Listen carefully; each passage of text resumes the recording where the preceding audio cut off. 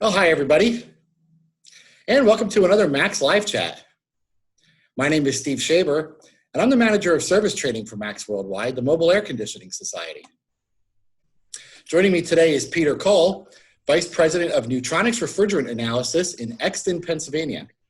Neutronics is a manufacturer of one of the most well-known brands of refrigerant identifier machines for the mobile air conditioning industry.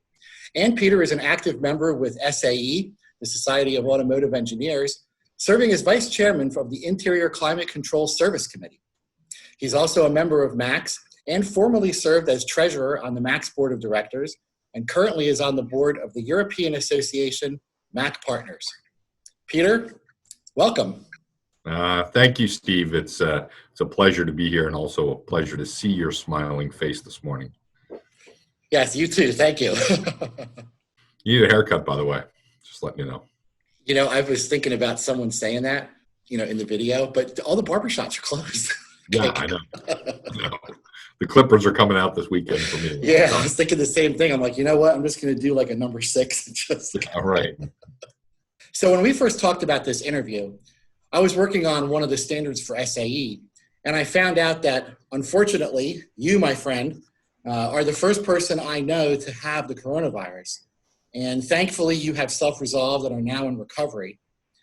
So my question is, what happened? And what is it like to live with the virus? Well, it's kind of an interesting situation to have. Obviously, I didn't know I had it. And in short, or maybe not quite so short, but I'd done a lot of traveling in the first part of the year, right through, the first 10 days or so of March. And sometime in maybe the middle of March, getting closer to the third week of March, one of the people in the house wasn't feeling so well. And so they decided to call the doctor. And the doctor said, hey, well, let's go get you tested. And so they went and got tested and came back positive. And the problem is that person had not left the house since February 21st. And short of the UPS man and the FedEx man and the postman dropping off their favorite Amazon packages, had no visitors to the house. So once their result came back positive, they decided to send me. And in my case, it actually came back negative. So we talked to the doctor, and the doctor said it's absolutely a false negative. And we said, well, what's that mean? They said it just means it wasn't present in your system any longer, but you're going to be noted, you're going to be treated as someone who has it, and you're going to be noted in the official numbers as someone who was tested and didn't have it. And I said, well, wow, that's crazy. But it had turned out that I had some throat issues, probably again mid-March or so, and that what they think is that I picked it up on one of my trips, maybe in early March, and brought it home. Didn't know I had it. Thought that I had some kind of cold. Like swollen glands kind of thing. No real trouble breathing other than some trouble swallowing, or just I felt the swallowing, when you get that cold and you're kind of clogged up and so forth, but didn't have a runny nose. I wasn't sneezing, frankly, wasn't coughing, didn't really have any issues like that. So I said, well, let's just do the antibody test. And they said, no, we won't do that. And at the same time that the other person in the house went and got tested, I said, well, why don't I get tested? Because we got to drive over there. And they said, no, we don't have enough tests. We want to save the tests for the people that really need them. So the whole thing has been kind of bizarre. And I think there's just a lot of uncertainty. At the end of the day, even the person in the house that was confirmed to have it, the symptoms were almost non-existent. Frankly, wouldn't have even called the doctor if it weren't for all the media and so forth on the COVID virus. Wow. Would have just kind of let it go as, I don't feel too well this week. I'm a little tired. We'll hope we get better. So, that's really the scary part. The scary part is that we see a lot of numbers and so forth, and it's just my opinion, maybe just my opinion, that maybe 20% of the people, maybe more, that you're walking by in your local grocery store or something potentially have had it or may currently have it and just not know. And so we'll have to see where all this shakes out, but testing is definitely a challenge. You can't, at least out here in Chester or Lancaster County, because I'm right on the border, out here you can't just go to get tested. You have to call your doctor, have that virtual appointment, if you will, and then get on the list to go show up at a testing center. And I think at some point in time, we're going to have to find a way to test a lot more people in order to really identify what the spread is, and frankly, clarify what the mortality rate is. We see numbers like we tested 100,000 people and we had 1,000 people pass away. Well, you tested 100,000, but there really might have been 1 million that had it, and still only 1,000 people passed away. So I'm not trying to downplay the seriousness at all. I'm just saying that there's so many unknowns, just so many unknowns. And really the only way to find out is you have to do the testing, like all the medical professionals are saying, the governors are saying. We need to get more testing done in this country. Yeah, and you have to test both ways, unfortunately. Because when I got tested and then the doctor called me and they said, well, officially you came back negative, but in our opinion, it's 99.99% positive. But we're not going to test to see if you had it for the antibodies. We're not going to take the time to do that, because what we're telling you is you don't have it now. And because you already had it. You already had it, right? And when you look at that, the real reasoning behind that, and I'll give you the dates. The first test of someone in the house was done on March 30th, and they were confirmed positive that following Saturday, which I think was probably the 4th of April. Then I got tested on the 6th of April, but I think there's a pretty reasonable likelihood that I picked it up on a trip in the first week of March. So that would have been 4 weeks from the time that I picked it up, and well over 2 weeks from the time that I had that first moment when I said, yeah, I don't feel so good, and had the a swallowing issue or something like that. And that's what they're saying, is that there's this kind of time that it takes to percolate, and then there's some time that you have it, and then there's some time when it's gone. You may still have some residual symptoms, if you will, but where it's no longer detectable. Right. And I think that's the stuff that's really a challenge for all of us. Who knows how long all this is going to last? Your guess is as good as mine. It all depends maybe on what city you're in. Right. Some people have asked me, are you glad that you had it and you're good and you're past it? And I'm like, I guess it's a double-edged sword. I don't know if I can get it tomorrow or not. I just don't know. Could it come back? I guess it could. Maybe it can't. There's just a lot of unknowns. So do you have the antibodies now? Don't know. They won't do the test. They've just said that we're more concerned with, and rightfully so, with the healthcare workers to see if they have the antibodies. The scary thing there is, if you're testing a healthcare worker for the antibodies and you never tested them and confirmed they had the virus, and you find out they have the antibodies, that means at some point in time they had the virus and didn't know it. But now they're on the good side, and I think they're looking at that and they're saying those people are better qualified to serve in kind of this hazardous situation because they have the antibodies. I don't know that you can get the antibodies just happen to have them. Some people have an allergy to peanuts, other people don't have an allergy to peanuts. And let me predicate all this on, I got my medical degree about 3 weeks ago on Google. Took about 10 minutes.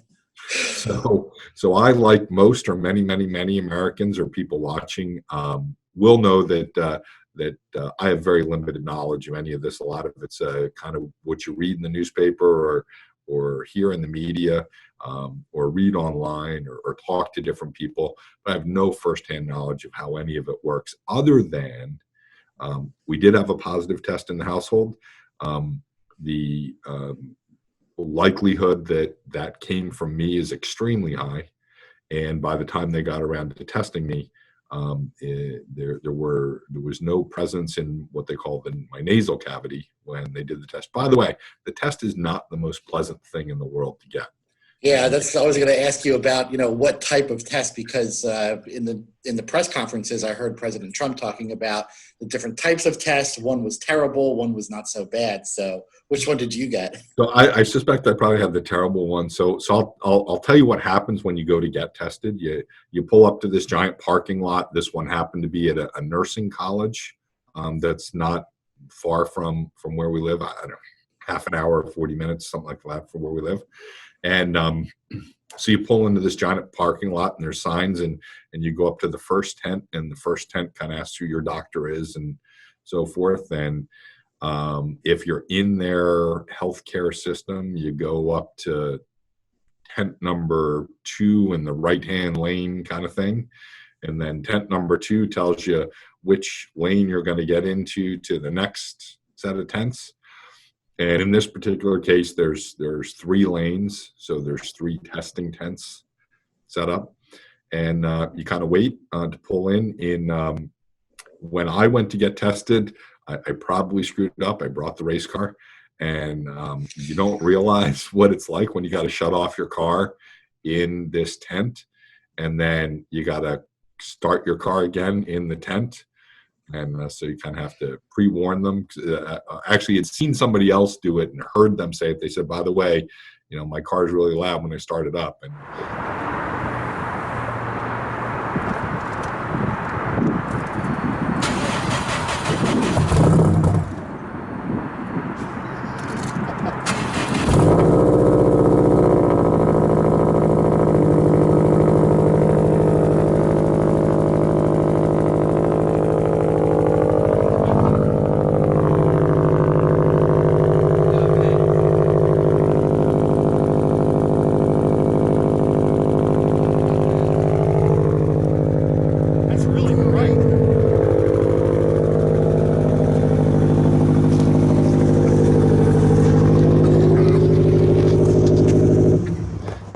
so anyway, you stop, and they ask you some questions and your ID and this and that. And you pull up and you shut the car off, and they tell you what they're going to do. They're going to kind of stick this real long thing up your nose and kind of try to find the edge of your eyeball or something like that. And it stings. There's some kind of chemical or something on it, I think, because it kind of smells a little bit too, kind of like an alcohol kind of thing. And they have a stopwatch, and they have to kind of swirl it around for 30 seconds. Oh, wow. So it's not just a quick. No, they kind of get it up there and they swirl around for 30 seconds. And like I said, they've got this clock, and it's got a big second hand on it. And they've got 2 people there. One person's doing that and another person's watching the clock. And then they kind of count down, and they're like, okay, we're about halfway there. And okay, we've got 10 more seconds. And then, they kind of count down from 5, and they tell you, you're better to breathe through your nose than your mouth, or your mouth than your nose. I kind of forget which one it was. And then they say, thank you very much. You start up your car and you drive out, and then you go wait. And the interesting thing was, the first test that was done took 6 days to come back. So it was done on a Monday, and the results came back on late Saturday night, like 10 o'clock Saturday night. We got a phone call. The second test was done on a Monday, around about the same time, 11:30 in the morning, something like that, and got a call first thing Wednesday morning. By first thing, like 7:30 Wednesday morning. So the speed of processing the test was much faster. I can tell you that it wasn't like going to an Eagles game where there's a line of traffic, lined up to pay at the parking lot. Each time that I was there were probably 3 cars total, maybe 4 cars total, including me, there lined up. So I don't know how many they're doing a day. The capacity, I believe, at that testing center anyway, was probably much higher than what they were using, unless they had a limited number of tests or the processing time was just so long that, why bother testing 500 people when we can, the last person who gets tested will be 3 weeks before they get the results. I really don't know what the protocol there is. I think the testing center around here, the problem was that the state was only giving them a certain number of tests for each day that they were running. So if it was 200 or 300, that's all they could do. So they didn't end up with lines, 3 miles long. Yeah. I would agree that is very possible. I try to avoid the whole political aspect of the thing, but we've tested, I don't know, maybe 2% of the population so far or something. And I'm not quite buying the whole that we've got plenty of tests. They may have plenty of tests, but there's some problem in the system. There's some gating issue somewhere that makes it so that they're not able to test as many as they would like. And then you hear some of the governors and so forth say, yeah, we want to test everybody in the state. And I'm like, well, let's just get a move on. Let's just make it happen. I think that that's kind of part of getting things open is if you could identify either who has it, doesn't have it, or had it through antibodies, then that would kind of allow people to start getting back out, doing things, maybe getting back to some of the stores and so forth. Right. It's a tough situation for everybody for sure.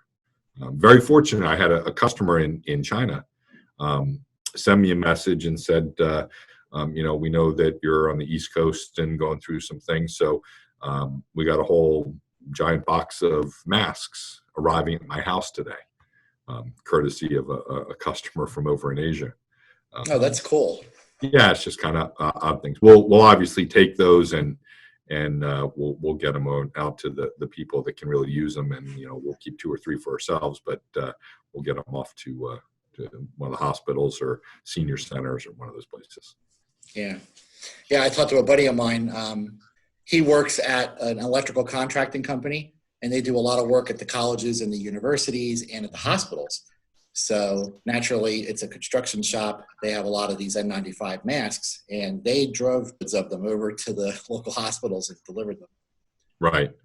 And I mean, that's a good thing. And I get, the whole early on, let's not wear a mask because they really didn't want the public hoarding them. But I also think they didn't know. I think that they weren't quite sure exactly where all this was going to go. I think that we're still not sure where it's all going to go.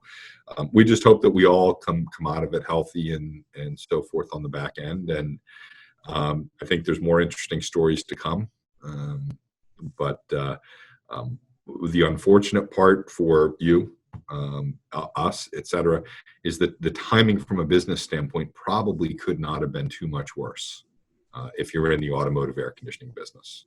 Yeah, I mean, right at spring when everybody's gearing up, getting ready for the summer season. Yeah. There's certain areas of the country, as we all know, that are warm all the time. There's certain areas of the country that probably don't need air conditioning more than 5 or 6 days a year. But the majority of us, obviously, we're in the Philadelphia area, whether it's Chicago or St. Louis or wherever else in New York, we have the summer season. And it's not unusual, although today I'm wearing my jacket because it's actually cold in here because it was, I don't know if it was sleeting or hailing. My car said it was like 46 degrees, but stuff was bouncing off the hood on the way in this morning. Wow. But we'll have our days where it's 75 here in April. And so we're really just getting into the point where people are turning their air conditioning on in their car. And then, one of the first things we've talked about this many times. People will get their air conditioning fixed before they get the brakes fixed because the car stopped when I pulled in. It didn't sound good, but it stopped. Right. But man, it was not blowing cold, and I just cannot have the wife in the passenger seat or the kids in the back without it blowing cold, because I'll just never hear the end of it. The sad part right now is that all those cars are sitting in driveways or garages or parked in apartment complexes. Yeah, well, that's a good transition to my next question for you, because you deal a lot with service shops and equipment manufacturers, like the guys that build the triple R machines that we use in the shops every day. What are you hearing on the street about how the coronavirus is affecting their businesses? We're not in shops. Obviously, we have equipment in shops. We talk to a lot of shops, and I have friends. We have some mutual friends who own shops that we like to talk to. And in general, the shops are still operating. They're certainly operating at a much lower level than they were before, because just like anything, nobody needs tires if the car's sitting in the driveway. Nobody needs an oil change.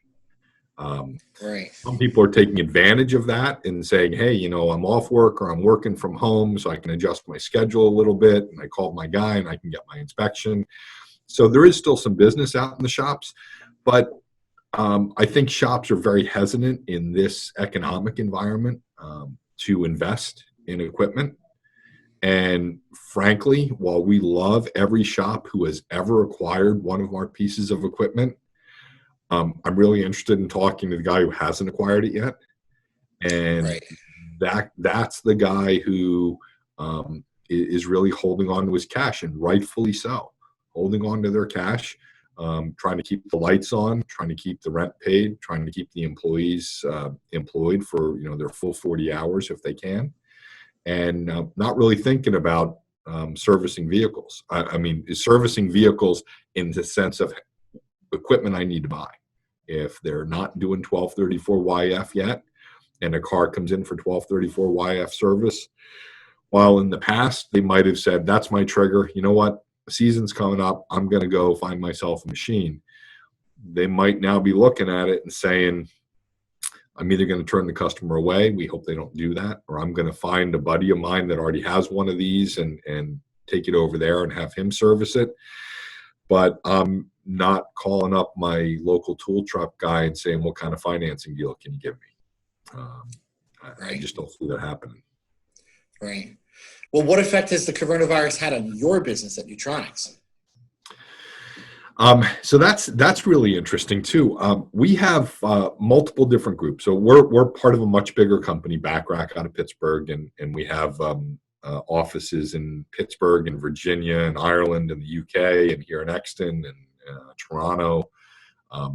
But we operate our business here in Exton kind of as an independent, other than reporting the financial dollars.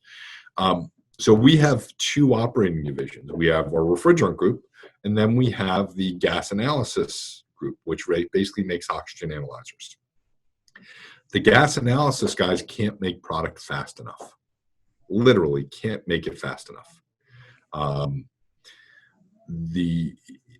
There's a couple of reasons for that. If you've tried to get a doctor's appointment lately, it's all virtual. Right. So when you call the doctor and the doctor says, thanks for calling, let's talk about your symptoms, etc. Where if you were in the office before, they might have looked at you and so forth and said, you have a virus, it's going to pass, an antibiotic won't help. Today, they're looking at the symptoms and saying, well, we're not quite sure, and we're not going to send you off for, a strep test or something like that. Here's your prescription for your antibiotic, because it really can't hurt you. In that sense, it's not like we're putting you on it forever. We're looking at your medical history and so forth. Again, I got my medical degree from Google, so keep that in mind. And so the prescriptions are up from that standpoint. Secondly, that business that we have, our gas analysis business, serves the chemical and pharmaceutical industry. So if you're making prescriptions, making legal drugs, there's a reasonable chance that a piece of our equipment, one of our oxygen analyzers, is involved in that manufacturing, because they use a lot of dangerous chemicals to do that, acetones and those kind of things that might be flammable, et cetera. And that's what that group does. So their business is kicking along just great. Another part of their business does portable oxygen generator systems. We supply analyzers to people who make these military portable oxygen generator systems. And guess where we're putting those? In Jacob Javits Center and these other pop-up hospitals. So we've gotten a whole bunch of rush orders for those. And then finally, on the gas analysis side, semiconductors is another business that we're in. We provide very high purity parts per billion type oxygen analyzers that are used to manufacture semiconductors. And when you realize that so many people are working from home and basically every kid in the country has been told, you're not going to school, here's a Chromebook, you're going to do online studying, the amount of electronics that have left the distribution chain or channel and the manufacturers and gone out to consumers, people working from home or kids from school, has made the semiconductor industry start to fall behind. So our customers in semiconductor are calling us and saying, we know we have these orders out there for 6 months. We need you to start shipping them sooner to try to make up for this global working from home and the amount of electronics that are out there.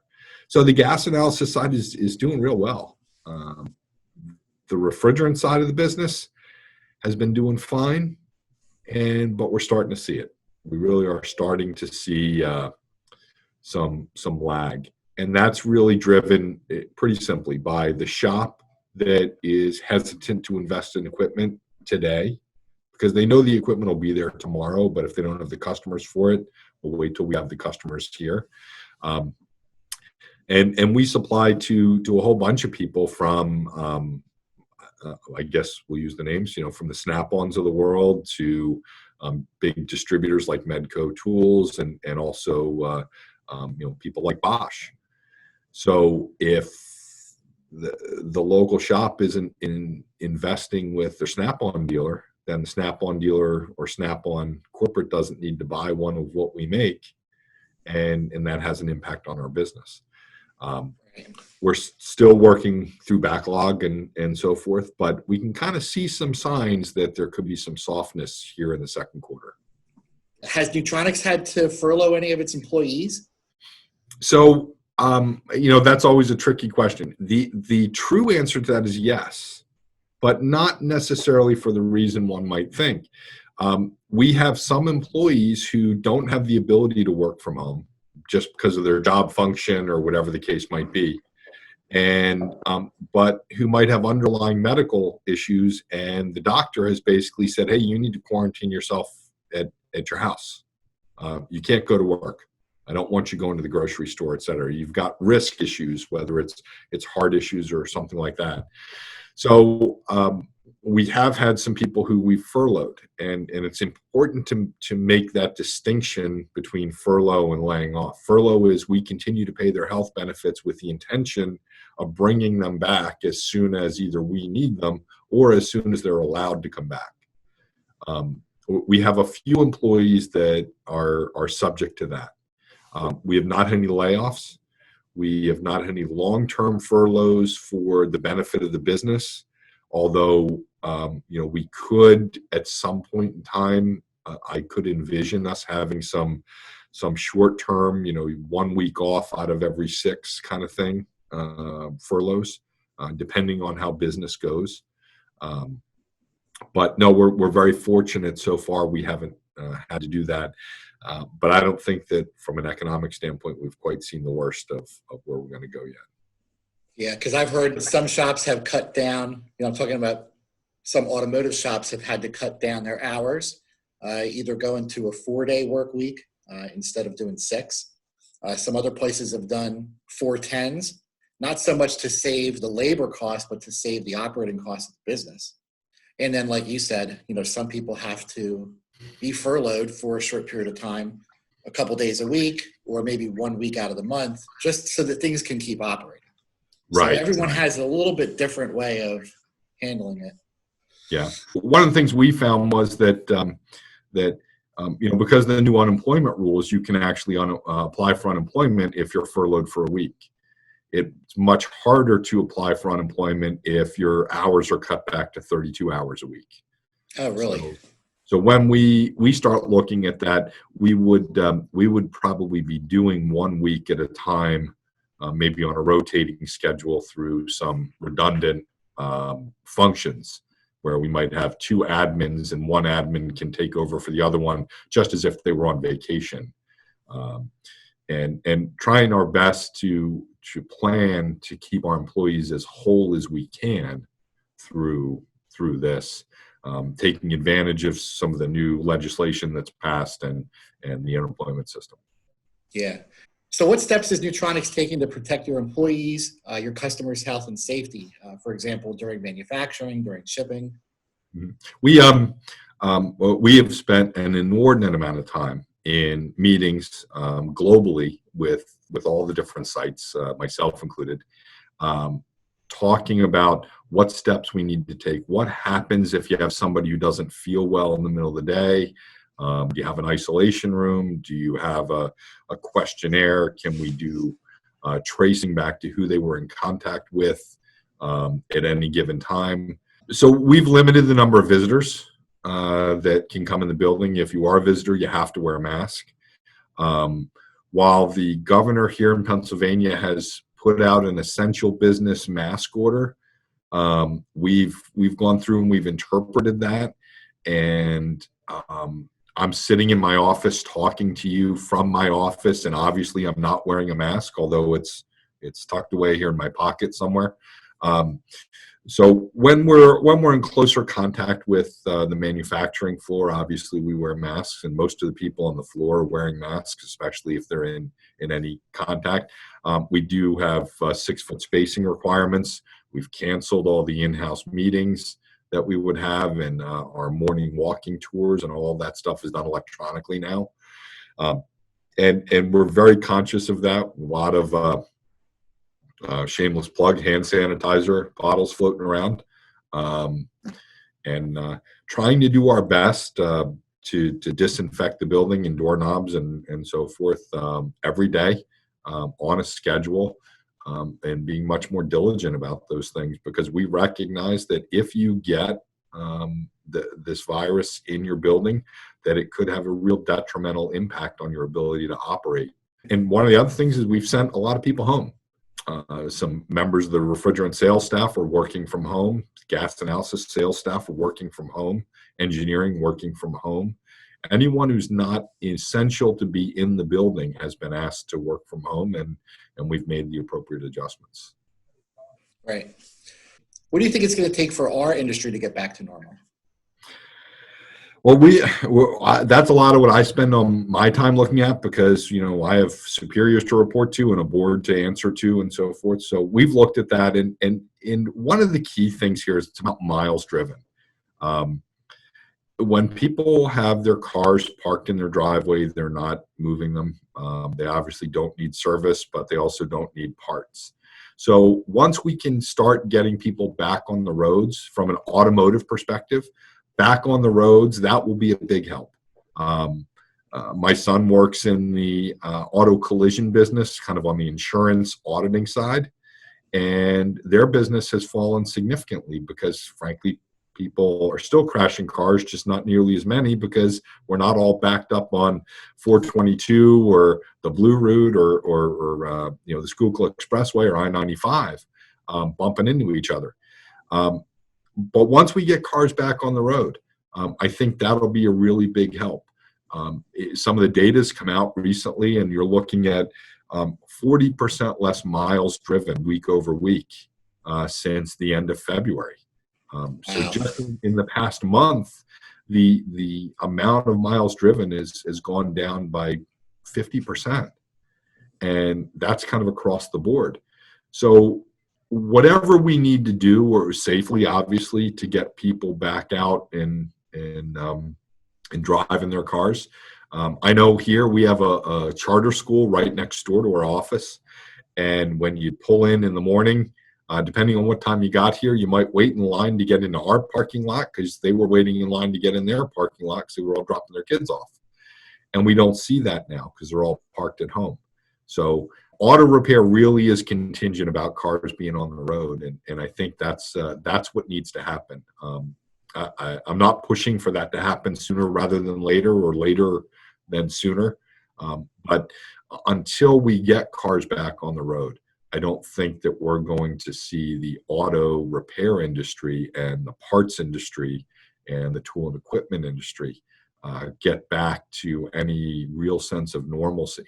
What I can tell you is for Neutronics and for a lot of our customers, we're international businesses. We're getting calls now from the folks over in Europe and Asia saying, hey, by the way, we're back at work, or we're going back to work. And when they're going back to work, they always had their essential businesses running.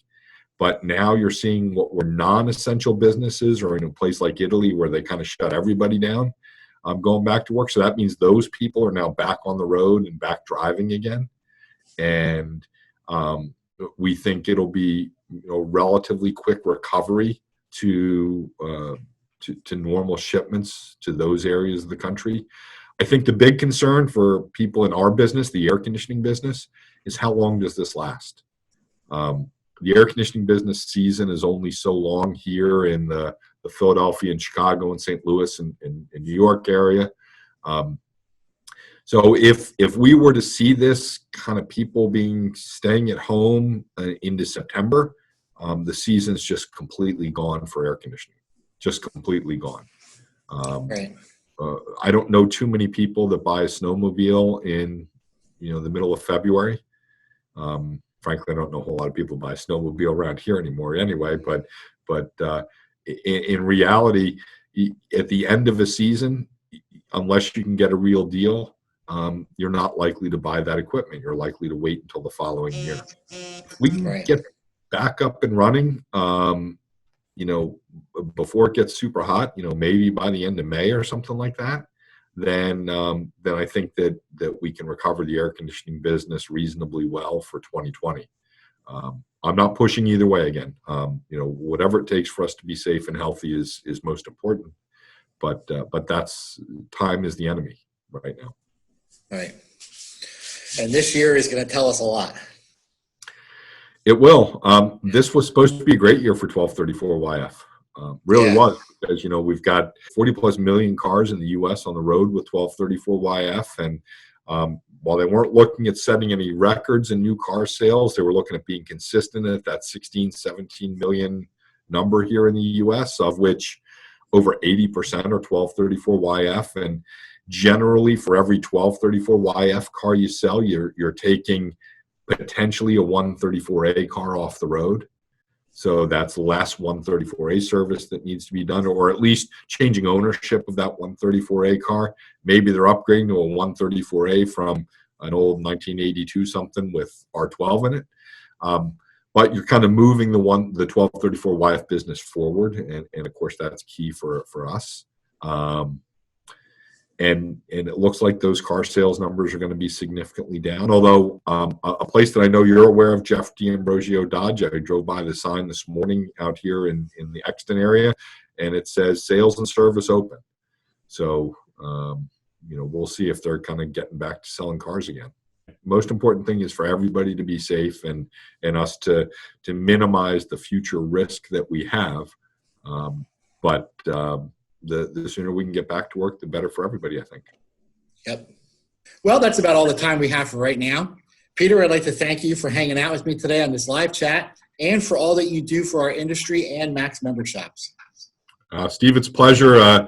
Hope you guys stay safe, stay well, and look forward to seeing you in person soon. Yeah, me too. I'm sure that each MACS member will appreciate your information and insights, and hopefully it can help them with their business. Well, that wraps it up for this MACS Live Chat. I'd like to thank you all for joining us today. If you'd like more information about Neutronics and how their refrigerant identifiers can help you in your shop, you can find more information on their website at www.neutronicsinc.com. And of course, we'd like to thank you for your continued membership with MACS. To find out all that your association has to offer, including our affinity programs designed to save your shop money, please visit our website at www.maxw.org. Thanks again for joining us. My name is Steve Schaeber, and we'll see you next time.